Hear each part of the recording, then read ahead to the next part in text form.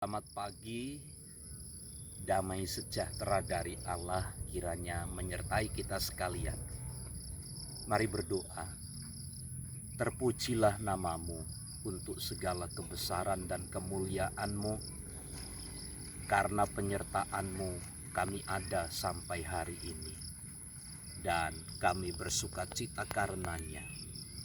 Itu sebabnya kami mempercayai sepanjang hari ini pun kami akan terus hidup di dalam Tuhan, takut akan Allah sesuai dengan kebenaran Tuhan.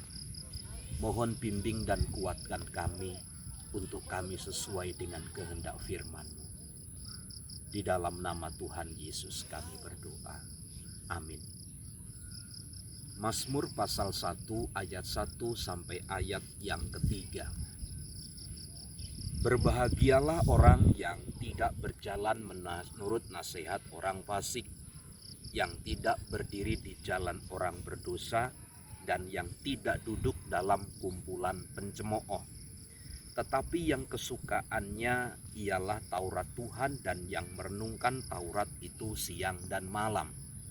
Ia seperti pohon yang ditanam di tepi aliran air yang menghasilkan buahnya pada musimnya, dan yang tidak layu daunnya, apa saja yang diperbuatnya berhasil. Bapak Ibu Saudara, datangnya kebahagiaan, datangnya kehormatan, datangnya kemuliaan itu hanya dari Tuhan. Tidak ada kebahagiaan yang sesungguhnya yang kita dapat di dunia ini kecuali ada di dalam Tuhan. Kebahagiaan karena materi, kebahagiaan karena kecukupan, kebahagiaan karena apa yang ada, kebahagiaan karena apa yang kita miliki, itu semua adalah menggambarkan kebahagiaan yang sementara. Menggambarkan sebuah kebahagiaan yang terbatas hanya di dunia ini. Itu sebabnya Injil Matius menyatakan di dunia itu ngengat dan karat akan merusakkannya. Itu kalau materi, maka kebahagiaan di dalam dunia itu sementara. Tapi kebahagiaan yang sejati itu hanya ada di dalam Tuhan yang sesungguhnya.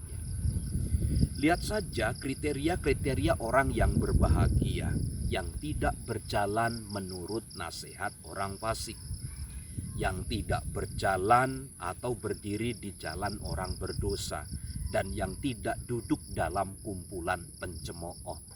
Artinya orang yang berbahagia itu adalah orang yang menjauhi segala kejahatan, orang yang meninggalkan nilai-nilai dunia, orang yang melepaskan diri dari keterikatan dunia. Selanjutnya, tetapi yang kesukaannya ialah Taurat Tuhan, dan yang merenungkan Taurat itu siang dan malam. Ini berarti apa yang dipikirkan, apa yang direnungkan, apa yang dibuat itu adalah selalu firman Allah, Taurat Tuhan, ketetapan Tuhan. Maka tidak heran orang-orang yang demikian Alkitab berkata, ia seperti pohon yang ditanam di tepi aliran air. Artinya tidak pernah mengalami musim kering karena di tepi aliran air. Yang kedua, yang selalu menghasilkan buahnya pada musimnya. Hasil hidup kita, output hidup kita itu selalu dapat dinikmati oleh orang lain. Dan yang terakhir, apa saja yang dibuatnya berhasil. Keberhasilan itu selalu datangnya dari Tuhan. Itu sebabnya kalau pernyataan Alkitab apa saja yang diperbuatnya berhasil, itu adalah seizin daripada Tuhan keberhasilan itu. Bukan karena kita yang melakukan, bukan karena siapa kita, tetapi karena Tuhan yang ada di dalam hidup kita. Lihat kebahagiaan yang sesungguhnya ketika kita ada di dalam Tuhan.